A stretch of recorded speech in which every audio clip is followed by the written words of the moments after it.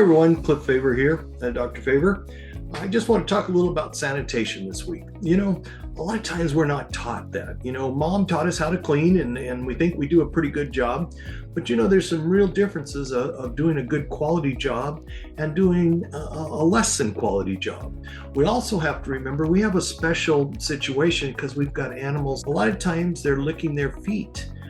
They're licking their body that's come in contact with some of our cleaning solutions and stuff. So we have to think about that.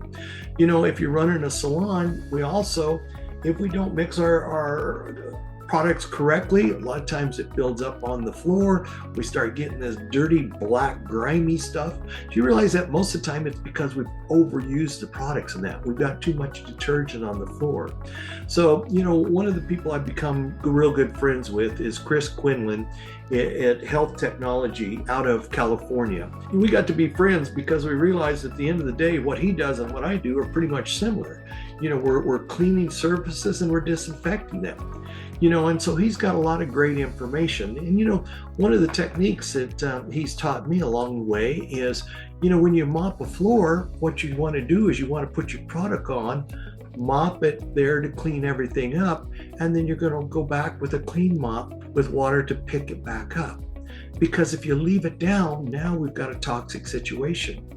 Another thing that we have to think about is we need to get rid of any organic material before we disinfect. If you don't do that, I always joke, it's like taking a pile of poo and spraying Clorox on it. It's not going to work so well. We got to clean the poo and then we disinfect. Cleaning is very different than disinfecting. Cleaning usually involves detergents. Disinfectant involves something that's going to kill bacteria and fungus. Now, there's a lot of different products out there, and there's anywhere from, you can use a product like this that's actually designed to put directly on the table or your tub or whatever, or you can buy it in a concentrated form and mix it. How we mix it matters. I mean, just like I talk about with the shampoo and conditioners, we need to have the right ratio for the product. Some of these products are way watered down, and so, you're going to have to get enough concentration to actually get a kill. Otherwise, you're wasting your time. Contact time becomes important. If you don't leave it on long enough, it's not going to kill things. Do you know the contact time of your product? If not, that's something you need to find out. Also, one that I've learned from Chris is bleach. Do you know bleach, once you pop the top, it's not good at about 30 days.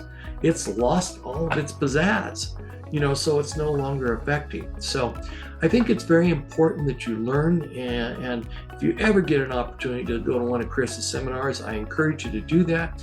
He does show up a lot of trade shows, but if you want to come by and talk to me at a booth, I'd be more than glad to have a discussion to the level of my knowledge on that. Like I say, Chris is a guru. I'm just the learner on the backside on that. But it's important to understand some of those concepts in our maintenance and well-being of our salons, because we don't want to spread disease. Hope that helps. See you later.